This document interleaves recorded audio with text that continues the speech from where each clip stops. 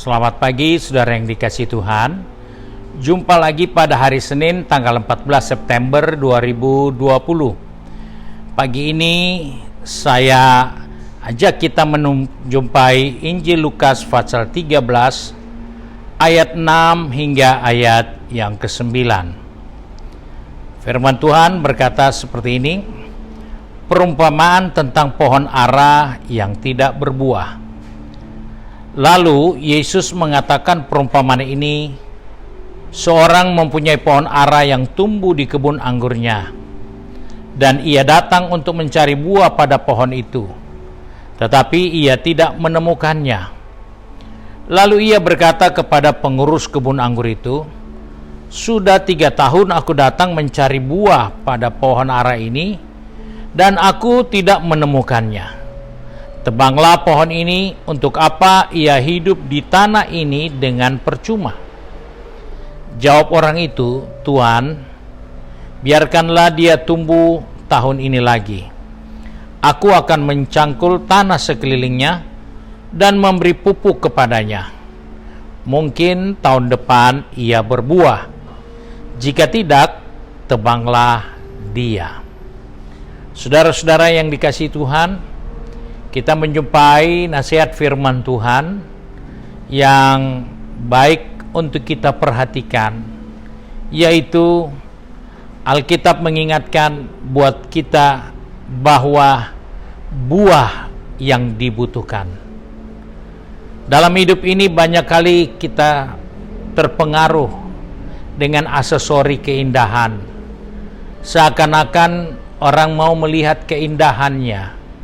Tetapi Alkitab katakan bukan keindahannya yang dicari, tetapi buah hasil dari tanaman itu sendiri. Saudara yang dikasihi Tuhan, kita menemukan di dalam Alkitab bagaimana hidup kita bisa berbuah. Alkitab hanya mengingatkan hidup yang berbuah adalah hidup yang bertobat. Tanpa pertobatan, kita tidak akan ada pengampunan dan tidak akan ada buah. Oleh sebab itu, sebagai orang percaya, kita bisa melihat diri kita sendiri, apakah kita sudah berbuah. Sekian puluh tahun kita hanya kelihatan indah, kita hanya merupakan hiasan yang enak dilihat, tetapi tidak ada yang bisa dinikmati dari kehidupan ini, karena hanya rimbun dengan daun. Sebab itu dikatakan di sini, orang yang bisa berbuah adalah orang-orang yang telah mengalami pertobatan. Karena pertobatan adalah pengampunan dosa yang kita alami dalam kehidupan kita. Sebab itu kita diingatkan bahwa Tuhan mengharapkan buah. Bukan besarnya pohon, bukannya rimbunnya daun, tetapi buah yang dimintanya. Kita menemukan ayat firman Tuhan mengingatkan kepada saya dan saudara bahwa tanpa pertobatan, kehidupan yang kekal, keselamatan yang kekal, kita tidak akan pernah bisa meraihnya. Sebab itu dikatakan oleh firman Allah, kita dituntut menghasilkan buah sebagai bukti dari pertobatan kita. Karena dengan buah itulah menunjukkan bahwa kita sudah mengalami perakhiran baru dalam hidup ini.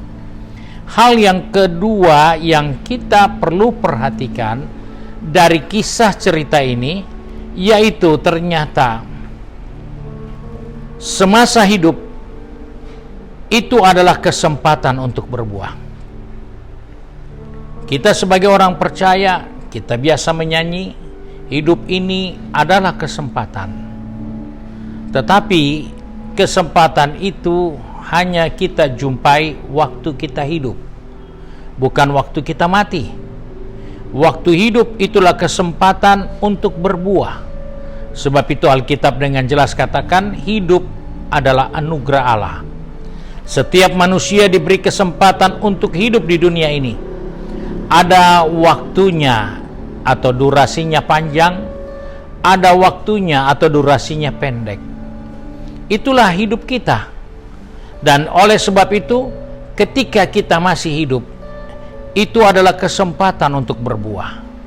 Karena sebagai orang percaya, Tuhan hanya ingin kita punya buah, bukan kelihatan rimbun, bukan kelihatan lebat semata, tetapi ada buah yang muncul dari kehidupan kita.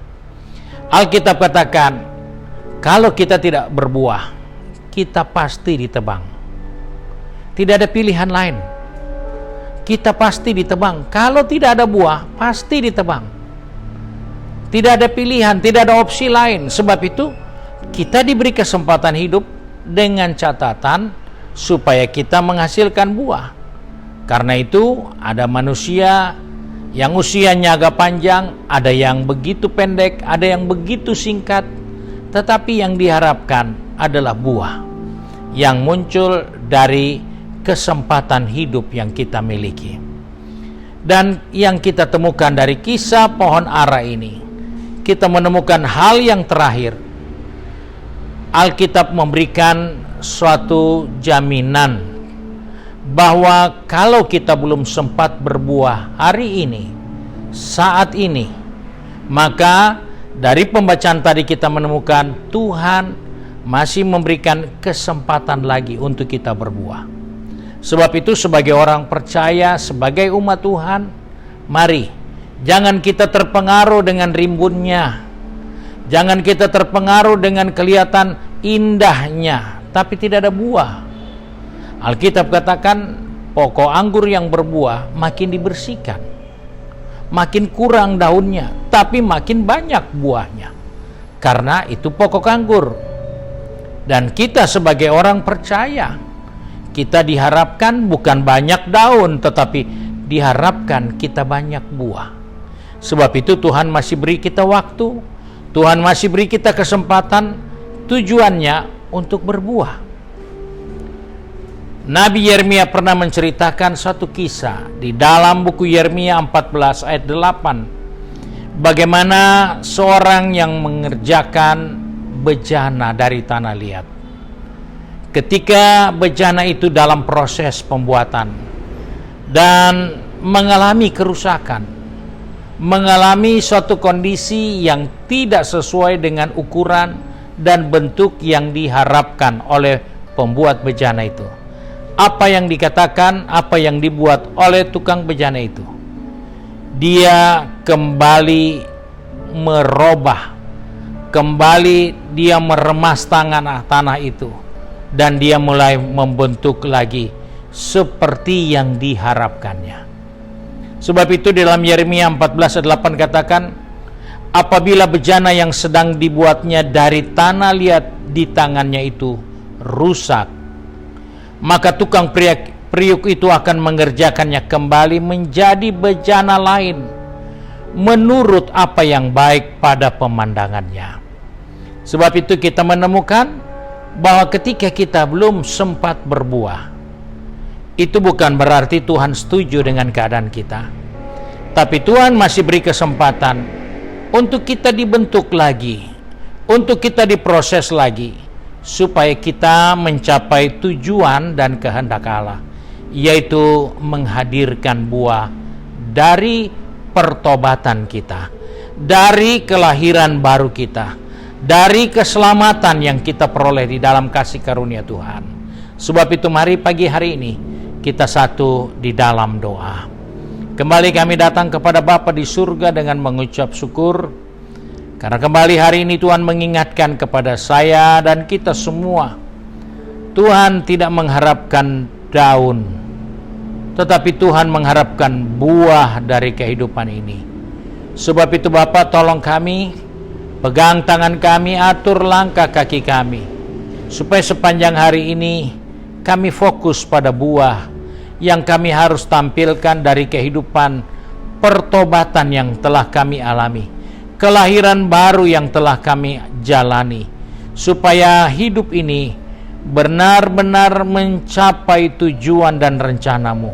Sebab itu Bapa, pegang tangan kami, atur langkah kaki kami, yang akan pergi bekerja, yang akan berbisnis, yang akan sekolah atau kuliah, bahkan yang akan tinggal di rumah dengan tugas sehari-hari di rumah.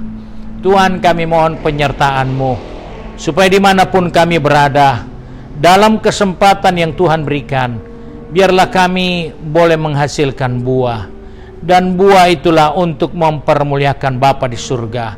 Sebab itu, sepanjang hari ini, kami serahkan hidup ini ke dalam tangan Tuhan, karena kami percaya hari ini kesempatan bagi kami untuk menghadirkan buah, sehingga di dalamnya Bapa di surga dipermuliakan. Terima kasih Bapa untuk berkat-Mu hari ini. Sebab itu kami bersyukur untuk hari yang baru yang Tuhan berikan bagi kami. Hanya di dalam nama Tuhan Yesus Kristus, Juru Selamat kami, majikan kami yang baik dan setia. Haleluya. Amin. Puji Tuhan, saudara-saudara yang dikasihi Tuhan. Hari ini adalah hari untuk kita berdoa buat bangsa, negara kita, dan juga buat pekerjaan Tuhan. Hal itu kita lakukan pada jam 6 sore, dan saudara dapat lakukan di rumahmu maupun di ruang Alfa Omega. Tuhan Yesus memberkati kita.